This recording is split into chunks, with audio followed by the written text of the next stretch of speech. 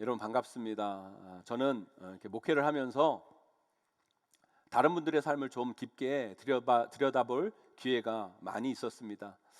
표면적으로는요, 그 삶에 아무 문제가 없어 보여요. 심지어 다른 분들이 보기에는 좋은 것처럼 보입니다. 세상적으로 성공하고 잘 나가는 것처럼 보이고, 건강하고, 가정도 평안한 것처럼 보이고, 별 문제 없어 보이는데 그 속을 들여다보면 썩어 있는 경우, 썩었다고 표현하면 좀 심하겠네요. 일촉즉발의 위기의 삶을 사는 분들이 꽤 많은 것을 저는 보게 됩니다. 비단 그분들의 삶뿐만 아니라 저의 삶도 마찬가지죠. 제 인생 가운데 오히려 다른 분들이 보면 목사님 요즘 좋아 보이고 괜찮고 잘 되는 것처럼 보일 때가 있어요. 그런데 오히려 그때 저는 제 마음은 불안했고, 이렇게 계속 가면 큰일 나는데, 뭔가 터지는데, 이런 삶을 제가 살 때가 있고요. 다른 분들이 표면적으로 볼 때 목사님 요즘 참 힘들겠다, 어렵겠다, 괴롭겠다 그러시는데, 오히려 저는 그렇게 생각되지 않을 때가 있다는 거예요. 오히려 그 어느 때보다 영적으로 더 충만하고, 지금은 어렵지만 앞으로 더 잘 될 거라는 확신 가운데 살 때가 제 인생 가운데 꽤 많이 있었습니다. 가정도 그렇죠. 왜 쇼윈도 부부라고 우리 말들 많이 하잖아요.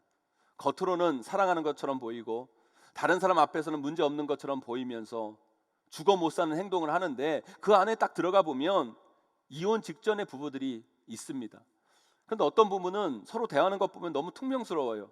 그 모습을 보면 저래서 어떻게 둘이 같이 사나 싶은데, 오히려 별 문제 없는 부부들, 평생 쭉 가는 부들이 있습니다. 그래서 우리는 알아야 돼요. 여러분, 보이는 게 전부가 아닙니다. 보이는 것만으로 우리 인생의 모든 걸 판단하면 안 된다는 거예요. 지금 여러분의 삶도 마찬가지예요. 지금 여러분의 삶이 보기에는 위기인 것 같고 어렵고 문제가 많은 것처럼 보여도 전혀 그렇지 않은 삶이 있고요. 보기에는 잘 나가고 편안하고 아무 문제 없는 것처럼 보여도 여러분의 삶이 진짜 위기일 수 있다는 거예요. 그렇기 때문에 우리는 우리 삶의 진짜 위기가 뭔지를 여러분 아셔야 돼요. 요즘 우리가 그런 말 많이 하잖아요. 코로나로 위기다.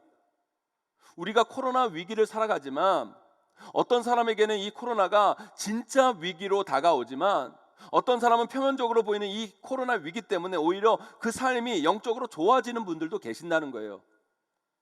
그래서 우리는 알아야 돼요. 이 코로나 위기 가운데 우리 삶의 진짜 위기는 무엇인가? 그것을 모르면 좋다가도 망하는 거예요. 잘 나가는 것처럼 보이다가도 순식간에 날아가 버릴 수 있어요. 그러나 진짜 위기를 알면 안 좋다가도 좋아지고 어렵다가도 풀리고 문제가 있다가도 해결받을 수가 있는 겁니다. 사랑하는 성도 여러분, 오늘 말씀을 통해 우리 삶의 진짜 위기가 무엇인지 여러분들이 좀 아셨으면 좋겠어요. 그리고 이 기준으로 여러분의 삶을 한번 돌아보세요. 점검해 보세요. 내 삶은 지금 진짜 위기인가 아닌가? 그래서 여러분, 진짜 위기에 빠지는 인생이 아니라 여러분 모두가 이 위기를 제대로 극복하는 인생이 되었으면 좋겠어요. 부디 오늘 말씀 잘 듣고 새기셔서 우리 삶의 진짜 위기를 깨닫고 그 위기를 위험으로 빠뜨리는 것이 아니라 새로운 기회로 만들어 가시는 저와 여러분, 우리 용인제일교회가 되시기를 주님의 이름으로 간절히 축원하고 축복합니다. 우리 삶의 진짜 위기는요, 첫째, 하나님과의 연결이 끊어진 것이 진짜 위기인 거예요. 오늘 말씀에 사람들의 눈으로 보면, 표면적으로 보면 위기에 빠졌다고 여겨지는 사람들이 나와요. 그 사람들이 누구예요? 바울과 실라입니다. 왜요? 그 사람들은 지금 모함을 받아서 잡히죠. 그리고 온갖 고문을 당합니다. 매질을 당합니다. 그리고 결국 재판을 앞두고 감옥에 갇히게 돼요. 이 사람들의 삶이 지금 위기인가 아닌가 100이면 100에 물어보세요. 이 사람들 진짜 위기지, 위험하지, 문제가 많지 말할 거예요. 그러나 그들의 삶은 결코 위기가 아니었어요. 왜요? 이 사람들은요, 감옥에서조차 하나님과 연결되어 있고 하나님과의 충만한 소통의 관계가 그 감옥 가운데서도 있었기 때문이에요. 우리 오늘 본문 말씀 24절 25절 말씀 함께 읽어보도록 하겠습니다. 함께 있습니다. 시작. 그가 이러한 명령을 받아 그들을 깊은 옥에 가두고 그 발을 착고에 든든히 채웠더니 한밤중에 바울과 실라가 기도하고 하나님을 찬송하며 죄수들이 듣더라. 듣더라. 아멘. 아니, 그 감옥에서 뭘 합니까? 여러분, 그 감옥에서 뭘 해야 되는 게 정상이에요, 여러분? 울어야 되는 게 정상이에요. 가슴을 치러야 되는 게 정상이에요. 그런데 그 위기 속에서 그들은 뭘 해요, 여러분? 바울과 실라가 기도하고 하나님을 찬송하며. 사람이요, 문제가 있어도 그 문제를 누구에게 털어놓을 수만 있어도 살 수 있어요. 그런 분이 인생 가운데 계시고 그분과 소통하고 있다면 그 사람에게는 그건 진짜 위기가 아니에요.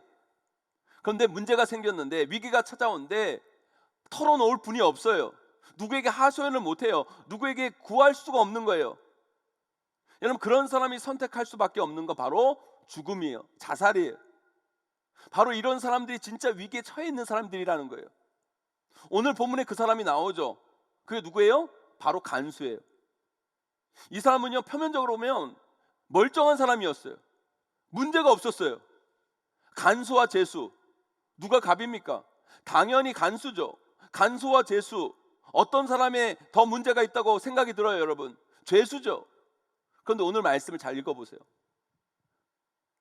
문제가 생겼는데, 여러분, 그 문제 앞에서 그 간수가 어떻게 하는지 오늘 말씀 26절 27절 말씀 함께 읽어봅니다. 함께 있습니다. 시작. 이에 갑자기 큰 지진이 나서 옥토가 움직이고 문이 곧 다 열리며 모든 사람의 매인 것이 다 벗어진지라. 간수가 자다가 깨어 옥문들이 열린 것을 보고 죄수들이 도망한 줄 생각하고 칼을 빼어 자결하려 하거늘. 아멘. 문제 없는 인생 가운데 문제가 갑자기 찾아와요. 위기가 찾아온 거예요. 그런데 그가 선택한 건 뭐예요? 자살입니다. 죽음입니다. 왜요? 그는 위기가 찾아왔을 때 그 위기를 가지고 소통할 분이 없는 거예요. 그 문제를 내어 맡기고 그 문제에 대한 답을 구할 사람이 없는 거예요. 보세요. 간수보다 더 상황이 안 좋았던 이 바울과 실라는 위기가 찾아왔을 때 어떻게 해요? 기도하고 찬양했어요. 구했어요. 근데 이 간수는 그에게 찾아온 위기 속에서 아무것도 할 수 없었기에 그가 선택할 수 있는 건 오직 죽음뿐이었다는 거예요. 사랑하는 성도 여러분, 그래서 우리 삶의 진짜 위기는 뭔지 아세요, 여러분? 하나님과의 연결이 끊어진 것이 우리 삶의 진짜 위기인 거예요.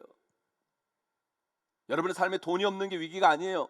여러분 삶에 질병이 찾아온 게 위기가 아니에요, 여러분. 표면적으로 보면 그게 위기처럼 보이죠.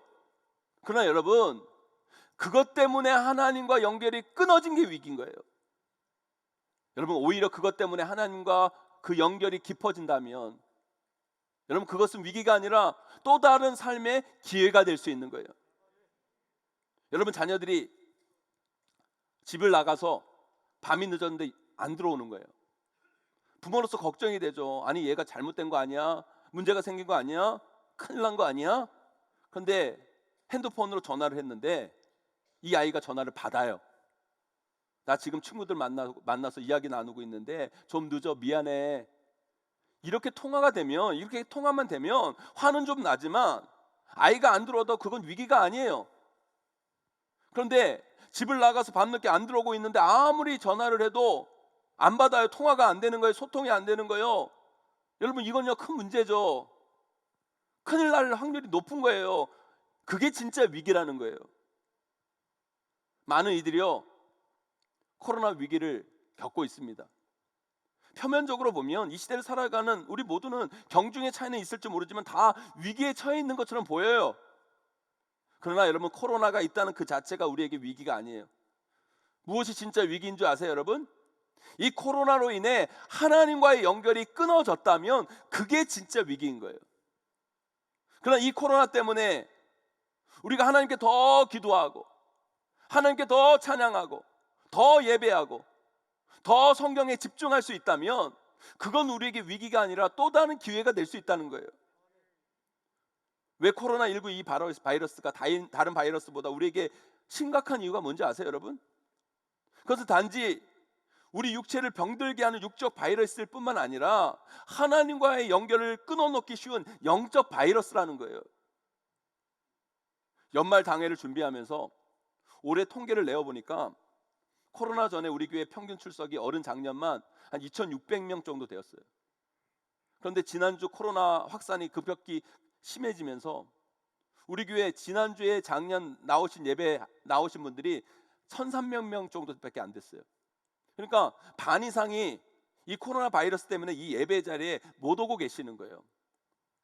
그런데요, 참 놀라운 건 뭔지 아세요, 여러분? 우리 성도님들은 너무 지혜로우세요, 진짜. 뭐냐면 1.5단계는요. 1.5단계는 예배 자석의 30%만 딱 올 수 있어요. 그리고 2단계는요. 20%만 딱 올 수 있는데 어쩜 그렇게 우리 성도님들은 자기가 알아서 30%, 알아서 20%. 할렐루야야. 여러분, 지금 반 정도의 성도들이 이 예배 자리에 못 나오고 있어요. 그분들이 어떻게든 하나님과 연결된 영적 소통을 멈추지 않으려고 온라인으로 예배 드리려고 하든지, 삶에서 어떻게든 가정에서 기도의 자리를 만드시든지, 아니면 우리 가족끼리 함께 모여서 가정 예배를 드리시든지, 이 어려운 이때에 그 골방에 앉아서 성경을 읽든지 하면 얼마나 좋겠어요, 여러분. 그러나 여러분, 솔직히 그게 개인적으로 그 시간들을 만든다는 것이 쉬운 게 아니잖아요, 여러분. 우리 목사님들이 전화로 신방해 보면 많은 분들이 코로나로 인해 온라인 예배를 드리지도 못하고 예배의 삶이, 기도의 삶이, 영적인 삶이 무너져서 하나님과의 연결, 소통이 지금 두절 상태인 분들이 이 코로나로 인해 너무너무 많아지고 있다는 거예요. 사랑하는 성도 여러분, 우리 삶의 진짜 위기는요, 하나님과의 연결이 끊어지는 거예요. 하나님과의 소통이 두절되는 거예요. 그럴 때 우리는 아무것도 못합니다. 단지 오늘 본문의 간수처럼 어리석은 선택을 하는 존재로 전락하고 마는 거예요. 사랑하는 성도 여러분, 빨리 하나님과의 연결을 복원하세요. 그리고 하나님과의 소통을 이어가세요. 그것이 바로 우리가 사는 길이고 우리가 이 위기를 극복하여 나가는 핵심임을 여러분 아셔야 돼요. 오늘 말씀으로 여러분의 삶을 한번 점검해 보세요. 나는 지금 나의 삶은 진짜 위기인가 아닌가? 나와 하나님과의 연결 상태는 어떠한가? 점검해 보셔야 돼요. 핸드폰에 보면 연결 상태 표시가 나오잖아요, 여러분. 연결 상태가 빵빵하면 막대가 4개 있고, 그죠? 연결 상태가 좀 불안정하면 뭐 1개가 있든지 2개 있든지. 우리 핸드폰 연결 상태가 여러분 1개, 2개면 얼마나 마음이 불안해요. 그죠? 전화도 안 되고 소통도 안 되고. 그래서 어떻게든 연결 좋은 곳을 찾아가지고 막 전화하려고 그러잖아요, 여러분. 조금만 안 되면 여러분 통신사에 전화해가지고 전화 안 된다고 막 따지고, 여러분. 그런데 여러분, 왜 우리가 하나님과의 연결 상태에 대해서는 그렇게 무뎌요? 핸드폰이 연결이 그렇게 조금만 안 돼도 여러분 못 참으면서 왜 하나님과의 연결 상태에 대해서는 왜 이렇게 그렇게 무디냐는 거예요, 여러분. 사랑하는 성도 여러분, 하나님과의 연결 상태를 빨리 복원하셔야 돼요. 그리고 하나님과의 온전한 소통을 이루셔야 돼요, 여러분. 그것이 바로 우리가 이 코로나 위기가 진짜 위기가 되지 않게 하는 길이에요. 오늘 말씀 꼭 붙잡으셔서 하나님과의 온전한 연결 상태를 이루셔서 이 위기를 극복해 나가시는 저와 여러분 되시기를 주님의 이름으로 간절히 축원합니다. 두 번째로요, 우리 삶의 진짜 위기는 나만 보이는 게 위기예요. 나만 보이는 게. 지난 목요일에 여러분 수능 시험이 있었어요. 예전에 수능 다음 날, 뭐 학력고사 다음 날, 뭐 이런 뉴스들이 많이 나왔어요. 수험생 누가 아파트 옥상에서 어디에서 뛰어내렸다. 여러분 그런 뉴스들을 많이 접하죠. 여러분 그렇게 뛰어내리는 아이들 공부 못하는 아이일까요? 아니면 공부 잘하는 아이들이 뛰어내릴까요? 대부분요 공부 잘하는 아이들이 하는 거예요. 공부 못하는 애들은요 수능 시험이 좋아요. 왜? 노니까. 몇 년 전에 여러분 카이스트에, 대한민국 최고의 대학 카이스트에 자살하는 아이들이 너무너무 많아진 거예요. 그래서 그게 사회 문제가 되고 막 뉴스까지 나온 적이 있어요. 여러분 그 카이스트 아이들이 뛰어내리면 대한민국 우리 청소년 99%가 뛰어내려야 돼요, 여러분. 그런데 왜 그렇게 뛰어난 아이들이, 공부 잘하는 아이가 뛰어내립니까? 자살을 합니까? 자기만 보이기 때문이에요. 자기 세계에 갇혀 있기 때문이에요. 자기가 만든 세계를 딱 만들어 놓고 그 세계가 무너지면 마치 모든 것이 무너진 것처럼 스스로를 파괴하는 거예요. 여러분 착각하지 마세요. 내가 만든 세계, 자기가 만든 세계가 전부가 아니에요. 이 세계는 넓습니다. 이 땅에는 수많은 사람들이 있고 하나님이 만드신 이 우주는 광대합니다, 여러분. 여러분, 사람들에게 위기가 찾아오면 사람들이 제일 많이 하는 생각이 뭔지 아세요, 여러분? 내가 제일 힘들어요. 내가 제일 아파요. 내가 제일 괴로워요. 자기 세계에 빠집니다. 왜요? 자기가 전부이니까. 오늘 본문 말씀에도 보세요. 간수에게 위기가 찾아오니까 그 간수가 어떤 생각을 합니까? 죄수들이 도망한 줄 생각하고 자기 생각에 빠진 거예요. 자기 생각에 빠져서 자기가 제일 힘들고 자기에게 가장 큰 문제가 생겼고 그래서 죽으려고 하잖아요. 그런데 바울과 실라는 보세요, 여러분. 아니, 죄수예요. 옥문이 열렸어요.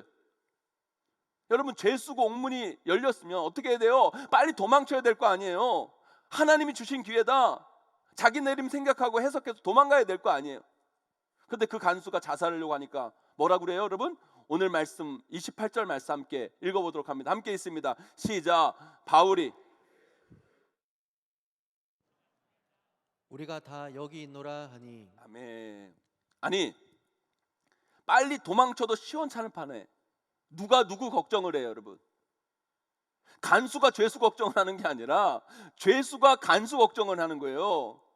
누가 누구를 생각합니까? 누가 누구를 돌아봅니까, 여러분? 사랑하는 성도 여러분, 우리 삶의 진짜 위기는 뭔지 아세요? 나만 보는 거예요. 나만 보이는 거예요. 여러분들이 여러분 지금 삶을 살아가고 있는데 내 문제만 보이고 내 아픔이 제일 큰 것 같고 내가 제일 괴로운 것 같고, 아니 그렇게 여러분들이 느끼고 계시다면 여러분 삶이 위기인 거예요. 진짜 위기인 거예요. 여러분 삶이 진짜 위기가 되지 않기 위해서는요, 그 위기에서부터 벗어나려면 주위를 둘러볼 수 있어야 돼요. 아니요, 우리보다 아픈 이들 많고요. 이 세상을 돌아보면 우리보다 더 큰 문제로 힘들어하는 사람들 너무너무 많아요. 우리보다 더 괴로워하는 인생을 괴로운데 그 인생을 힘있게 사는 인생들이 많다는 거예요. 만일 우리가 코로나 이 위기 속에서도 나만 보이는 게 아니라 누군가를 볼 수만 있다면, 누군가가 보인다면, 다른 이들의 아픔을 볼 수 있다면, 위기는 진짜 위기가 아니라 우리 삶을 더 따뜻하게 만들고 우리 삶을 더 넓게 만드는 계기가 될 줄 믿습니다, 여러분. 이제 성탄절이 얼마 남지 않았어요. 우리가 예수님께서 다시 오실 그 성탄절을 맞이하면서 대강절을 보내고 있는데요, 이 성탄절이 찾아오면 많은 사람들이 어려운 이들을 생각하지 않았습니까, 지금까지? 근데 요즘은요, 코로나 때문이어서 그런지 날씨만큼 우리 마음도 너무너무 차가워졌어요. 아니, 이 코로나 때문에 내 삶도 이렇게 힘든데 어려운데 누굴 돌아보냐? 그러면서 여러분 너무너무 이 삶이 차가워졌어요. 여러분, 그러면 안 돼요, 여러분. 예수 그리스도 믿는 우리는 그러면 안 됩니다. 나만 보면 안 돼요. 주위를 돌려볼 줄 알아야 돼요. 그래서 우리 교회가 어려운 이웃들과 함께하는 성탄 축하 아프리카 미술 전시회 음악회를 준비했어요. 이 어려울 때일수록 우리가 좀 우리만 보는 것이 아니라 우리보다 더 어려운 자들을 돌아볼 수 있도록, 살필 수 있도록. 여러분, 왜 그런 생각 안 해보셨어요? 뉴스를 보면요, 미국의 확진자가 지금 얼마로 막 늘어났다, 유럽 확진자가 하루에 얼마씩 막 늘어갔다, 남미의 확진자가 엄청 퍼졌다, 그런 뉴스는 많이 들어봐 주셨잖아요, 여러분. 그죠? 근데 아프리카 확진자에 대한 뉴스 여러분 들어보셨어요? 아프리카의 확진자가 몇 명이 됐다, 여러분 들어보셨어요? 아니, 왜 전 세계 확진자들이 그렇게 많은데 아프리카는 확진자가 없을까? 왜 그런 뉴스가 안 나올까? 여러분, 아프리카는 청정 지역이라서 그런 줄 아십니까, 여러분? 아니에요, 여러분. 우리야 코로나 걱정이라도 하죠. 그 사람들은요, 그 아프리카 사람들은 지금 코로나 같은 것 가지고 걱정할 편이 못 돼요. 못 먹어서 죽는 사람, 물 없어서 죽는 사람, 말라리아로 죽는 사람, 그것보다 훨씬 더 큰 질병으로 죽는 사람들이 많은데 여러분, 무슨 코로나가 걱정입니까, 여러분? 그건 그들에게 사치인 거예요. 사랑하는 성도 여러분, 삶의 위기가 찾아왔을 때 제발 나만 보지 마세요. 내 아픔이 가장 큰 것처럼 제발 포장하지 마세요. 아니요, 바울과 실라처럼 자기도 어려웠지만 문제가 있지만 주변을 돌아볼 수 있는 영적 눈을 가지셔야 돼요. 그러면 내 아픔은 충분히 이길 수 있는 아픔이 되는 거예요. 내 문제는 하나님께서 해결해 주시는 문제가 될 것입니다, 여러분. 그 눈과 마음을 가지는 것, 그것이 바로 이 위기가 진짜 위기가 되지 않는 삶의 모습이라는 거예요. 사랑하는 성도 여러분, 그 눈과 마음으로 이 위기를 아름답게 극복해 나가시는 저와 여러분 되시기를 주님의 이름으로 간절히 축원합니다. 마지막으로요, 우리 삶의 진짜 위기는 우리가 가진 분명한 삶의 답대로 살지 못하는 게 위기예요, 여러분. 사랑하는 성도 여러분, 제가 여러분들에게 묻습니다. 우리 크리스찬들의 분명한 삶의 답이 뭘까요, 여러분? 여러분은 그 분명한 삶의 답을 크리스찬으로서 가지고 계십니까, 여러분? 그 삶의 분명한 해답이 뭐예요?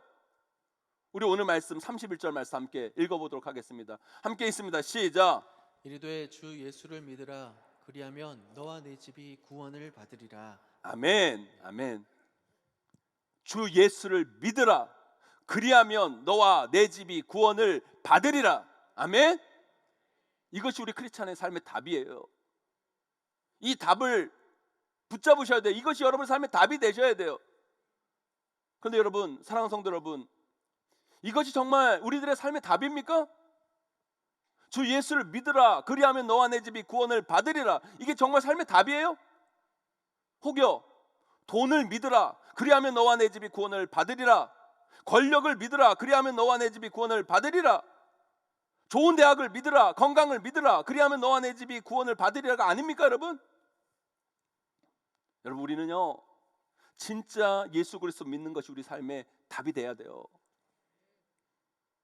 그것이 여러분 입으로만 머리로만 생각되어지는 것이 아니라 그것을 여러분 삶으로 살아내셔야 돼요. 그렇다고 한다면 우리 삶에 돈이 조금 없더라도, 아이가 대학에 떨어졌더라도, 병이 생겼더라도 우리가 그렇게 힘들어하면 안 돼요. 왜요? 우리에게는 분명한 삶의 답이 있기 때문에요. 주 예수 그리스도를 믿는 것. 우리에게 질병이 찾아오거나 실패가 있거나 어려움이 있거나 주 예수를 믿으면 그분이 우리를 구원해 주시는 거예요, 여러분. 그 분명한 답이 우리 가운데 있어야 되고, 또한 우리는 그렇게 삶을 살아내셔야 되는 거예요. 제가 예전에 지하철을 타고 어디를 가는데 어떤 분들이 지하철을 타셔가지고 빨간 십자가를 딱 드시고 목소리는 왜 그렇게 쉬어 있는지, 주 예수를 믿으라. 그래야하면 너와 내 집이 구원을 받으리라. 막 그러시는 거예요. 주 예수를 믿으라. 그래야하면 너와 내 집이 구원을 받으리라. 얼마나 아름다운 말씀이에요, 여러분. 얼마나 좋고 귀한 말씀입니까? 근데 목사예요. 저 목사예요. 목사가 그 말을 듣는데요, 제가 충격을 받는 게 부끄러운 거예요. 이 말씀이 창피하고 이 말씀이 막 짜증이 나는 거예요. 목사가 그러면 안 되는데. 그래서 제가 곰곰이 생각해봤어요. 이러면 안 되는데 내가 왜 이 말씀을 들었는데 왜 이렇게 부끄러워하고 짜증내하고 막 그럴까? 그래서 제가 그 자리에서 회개했어요. 하나님, 제가 그래도 명색이 목사인데 왜 저게 창피합니까? 저렇게 전도하는 게 왜 저걸 보면서 왜 부끄러워합니까? 제가 완악해서 그럽니까? 내가 복음을 부끄러워해서 그럽니까? 하나님, 왜 그럽니까? 막 회개했어요. 그런데 회개를 하는데도 솔직히 창피한 건 창피한 건데 뭐 어떻게 하겠어요? 아무리 목사가 아니라 목을 졸라도 그렇죠, 여러분. 솔직히 아닌 거 아닌 거예요. 막 창피하더라고요. 부끄러운 거예요. 제가 곰곰이 생각해서 왜 그랬을까? 내가 왜 그랬을까? 여러분, 왜 사도행전의 그 말씀은 그렇게 아름다운데 거기서 들려지는 말씀은 왜 거북했을까요? 그 차이가 뭔지 아세요, 여러분? 사도행전 16장 31절, 주 예수를 믿으라. 그리하면 너와 내 집이 구원을 받으리라. 이 말씀은요, 이 앞에 말씀이 중요한 거예요. 앞에 말씀. 30절의 말씀. 우리 한번 사도행전 16장 30절 말씀 함께 읽어보도록 하겠습니다. 함께 있습니다. 시작. 그들을 데리고 나가 이르되 선생들이여 내가 어떻게 하여야 구원을 받으리까 하거늘. 아멘. 이 질문이 있었어요. 이 질문이 있고 난 다음에 사도 바울이 그 질문에 대한 대답을 한 거죠. 그 대답이 뭐예요? 주 예수를 믿으라. 그리하면 너와 내 집이 구원을 받으리라. 여러분, 지하철의 말씀과 이 말씀의 차이가 뭔지 아세요, 여러분? 사도행전의 말씀에는 질문이 있는데 지하철에는 질문이 없었다는 거예요.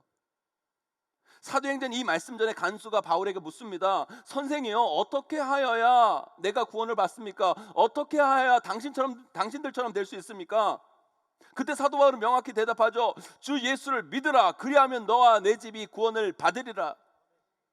그러나 지하철은 아니죠.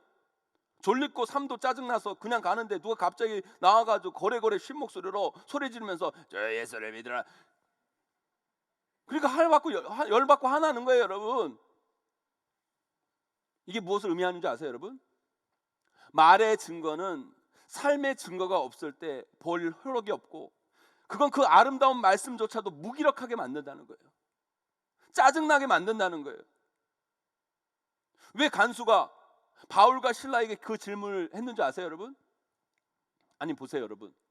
간수가 바울과 실라를 지켜봤을 거 아니에요. 지켜봤는데 감옥에 갇혔으면 울어야 되는 게 맞는 거 아니에요. 감옥에 갇힌 사람은 다 억울하다. 지가 잘못하고 들어가도 억울하다고 그래요. 근데 잘못한 거 하나도 없이 들어갔는데 억울하다는 얘기를 안 하고 거기서 뭐 한 거예요? 기도한 거예요. 찬양하는 거예요. 그 모습을 간수가 보는 거예요. 야, 쟤네들 참 이상하네. 아니, 울어야 되는데, 억울하다고 울어야 되는데 왜 거기서 찬양하고 기도를 하냐, 쟤. 그렇게 생각하고 있었겠죠. 그러고 있었는데 또 옥문이 열렸어요. 옥문이 열렸으면 어떻게, 당연히 도망가야 되잖아요. 당연히 도망간 줄 알고 그 간수가 죽으려고 했잖아요. 당연히 도망갈 줄 알았는데 다 도망갔는데 이 바울과 실라는 도망가지 않는 거예요. 내일 재판이 열리면 죽을 수도 있고 엄청난 처벌이 기다리고 있는데 도망가야 되는데 도망가지 않고 자결하는 자기에게 말하는 거예요. 네 몸을 상하게 하지 말라. 우리가 다 여기 있노라. 바울과 실라는요, 거기 있으면 내일 재판을 받고 어떻게 될지 모르는 상황이에요. 형을 살 수도 있고 태장에 맞을 수도 있고 죽을 수도 있었어요. 그럼 도망쳐야죠. 그러나 바울과 실라는 도망가지 않아요. 그리고 오히려 자결하려는 그 간수, 자기를 걱정하면서 나는 도망가지 않았으니까 죽지 마라, 자결하지 마라, 내게 여기 있다. 그 모습에, 그 삶의 모습에 간수가 감동받은 거예요. 그 모습을 보면서, 그 삶의 모습을 보면서 간수가 묻는 거죠. 내가 당신들처럼 되려면 도대체 어떻게 해야 됩니까? 내가 당신들처럼 구원받으려면 도대체 어떻게 해야 됩니까? 묻습니다. 그때 사도 바울은 그에게 그가 살아내고 있는 삶의 분명한 답을 알려주죠. 주 예수를 믿으라. 그리하면 너와 내 집이 구원을 받으리라. 그때 그 말씀이 힘이 있고 능력이 있고 그 말씀이 영혼을 변화시키는 말씀이 되는 거예요. 사랑하는 성도 여러분, 제가 뭐 노방조들을 부정하는 게 아니에요. 우리 교회처럼 노방조도 열심히 하는 교회가 어디 있습니까? 물론 때로는 우리가 묻지 않는 그곳에서 선포할 수 있고 전할 필요도 있어요. 제가 그걸 부정하는 게 아닙니다. 우리가 더욱더 열심히 전도해야 됩니다. 그러나 중요한 건 우리 크리스찬들이, 이 한국교회 성도들이 우리가 가지고 있는 삶의 답, 그 답대로 살아내는 것, 그게 중요한 거예요, 여러분. 정말 우리가 주 예수를 믿으라. 그리하면 너와 내 집이 구원을 받으리라. 그게 우리의 삶의 답이면 믿으셔야죠. 살아내셔야죠. 돈이 좀 없어도, 실패해도, 병이 찾아와도, 대학에 떨어져도 주 예수를 믿으면 구원받는다는 사실을 보여줘야죠. 그래서 세상 사람들이 궁금해하게 해야죠.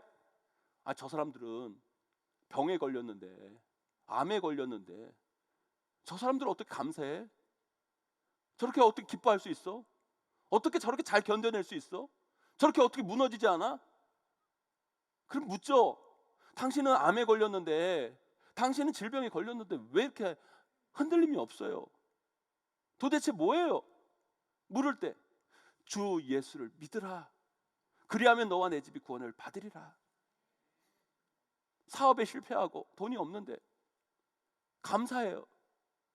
원망하지 않아요. 평안해요. 예배자를 굳건히 지키며 즐거워하며 찬양해요. 그때 사람이 묻는 거죠. 아니, 당신은 도대체 사업에 실패하고 문제가 있는데 왜 그렇게 흔들림이 없어요? 문제가 없어요. 왜, 도대체 뭐 때문에 그래요? 그때 말할 수 있어야죠. 주 예수를 믿으라. 그리하면 너와 내 집이 구원을 받으리라. 여러분, 그런 삶의 모습, 그 모습을 세상 가운데 보여줘야 돼요. 그러나 이 시대의 진짜 위기는 뭔지 아십니까? 우리 크리스찬들이 그 삶의 모습을 이 땅 가운데 보여주지 못하는 거예요. 제가 예전에 청년 사역을 할 때 두 청년 자매가 교회에 처음 온 거예요. 처음에 오면 뭐 이게 등록하잖아요. 등록할 때 등록 카드를 이렇게 쓰잖아요. 근데 이 청년들이 청년부 예배 온 게 아니라 작년 예배 와가지고 등록 카드를 이렇게 쓰는데, 그 등록 카드 안에 뭐 여러 가지 적을 게 있는데 거기에 뭐라고 썼냐, 직분이라는 란이 있는 거예요. 직분. 이 직분란에 이렇게 있는데 이 청년들이 직분이 뭔지를 잘 모르니까 이 직분란에 뭐라고 이렇게 썼냐면 재수생 이렇게 썼어요. 재수생. 새가족부 전도사님이 저에게 그 자매를 청년이라고, 이 청년 목사님 저에게 이게 소개시켜 주면서 이렇게 그 등록 카드를 내미는데 제가 너무 웃은 거예요. 이 직분란에 재수생 이렇게 써 있으니까. 그러면서 제가 교회 어떻게 오게 됐냐고 물어보니까 지방에서 교회를 다녔는데 서울에 와서 재수를 하고 있다고. 그런데 엄마는 그냥 열심히 재수생을 하라고 그랬는데 주일날 교회 너무 오고 싶어 하는 거예요. 예배를 너무 드리고 싶었다는 거예요. 그래서 물어보러 교회를 찾아서 이렇게 오게 되었다고. 저는 그 자매들이 너무 이쁘더라고요. 얼굴이 이뻐서 이쁜 게 아니라 그 신앙이 이쁜 거예요. 네, 여러분 신앙생활 이렇게 하는 거예요. 세상은 재수생 부끄럽게 생각할 수도 있고, 재수생 위기라고 생각하고 있고, 문제라고 생각할 수 있어요. 그러나 여러분 그거 창피한 거 아니에요, 여러분. 세상은 그것을 부끄러워하고 창피할 수 있지만 하나님 앞에서는 아니에요, 여러분. 하나님 앞에서 정말 부끄러운 건 뭔지 아세요, 여러분? 재수생이 부끄러운 것이 아니라 재수한다고 예배 빠지는 게 부끄러운 거예요, 여러분. 재수한다고 교회 안 나오고 공부한다고 하나님을 저버리고 그게 부끄러운 것이고, 대학 붙는다고 하나님께 영광 돌리는 게 아니에요. 대학 갔다고 술독에 빠져서, 대학 간다고 동아리 빠져서, 학교에 빠져서 신앙생활을 제대로 안 하는 건 정말 부끄러운 거예요, 여러분. 여러분 똑바로 하셔야 돼요. 사랑하는 성도 여러분, 많은 이들이 한국교회 위기를 이야기합니다. 그러나 저는 한국교회 위기는 성도가 줄고 뭐 교회가 온라인으로 예배드리는 게 위기가 아니라고 생각해요. 진짜 위기는 우리 크리스찬들이 우리가 가진 삶의 답대로 살아내지 못하는 것, 그것을 이 세상 사람들에게 보여주지 못하는 것이 진짜 위기라고 생각이 들어요. 우리는 삶의 분명한 답을 가지고 있습니다. 주 예수를 믿으라. 그리하면 너와 내 집이 구원을 받으리라. 이게 답이에요. 이제 우리는 이 답대로 살아가셔야 돼요. 이 답대로 살아가는 것을 이 세상 가운데 보여줘야 돼요. 증거해야 돼요. 삶에 어떤 위기가 찾아와요. 그럼에도 불구하고 주 예수를 믿으면 구원받는다는 사실, 그 사실을 믿고 견디고 버티고 이겨나가야 되는 거예요. 그럴 때 우리는 진짜 위기의 삶에 빠지는 것이 아니라 위기를 이기는 삶을 살아내는 여러분들이 될 줄 믿습니다, 여러분. 사랑하는 성도 여러분, 여러분 삶을 점검해 보세요. 나는 이 삶의 답을 가지고 있는가? 그리고 이 삶의 답대로 살고 있는가? 만약 그렇게 살지 못한다면 이 답대로 살기를 소망하며 기도하세요. 그리고 그렇게 살아내세요. 그럼 반드시 우리 모두는 이 위기를 극복하여 하나님의 영광을 보는 그 자리에 서게 될 줄 믿습니다. 이제 말씀을 맺습니다. 겉은 멀쩡해 보여도요, 그것이 우리 삶의 위기일 수도 있고요, 겉으로는 문제가 많고 어려워도 그것은 우리 삶의 위기가 아닐 수도 있는 거예요. 우리 삶의 진짜 위기는 무엇입니까, 여러분? 하나님과 연결이 끊어지는 게 위기고요, 나만 보이는 게 위기고요, 우리가 가진 삶의 답대로 살지 못하는 것이 위기예요. 오늘 말씀 잘 품고 기억하셔서 우리에게 보이는 이 위기가 진짜 위기가 아니라 여러분의 삶에 새로운 길과 도약을 만들어내시는 기회가 꼭 되시기를 주님의 이름으로 간절히 축원하고 축복합니다.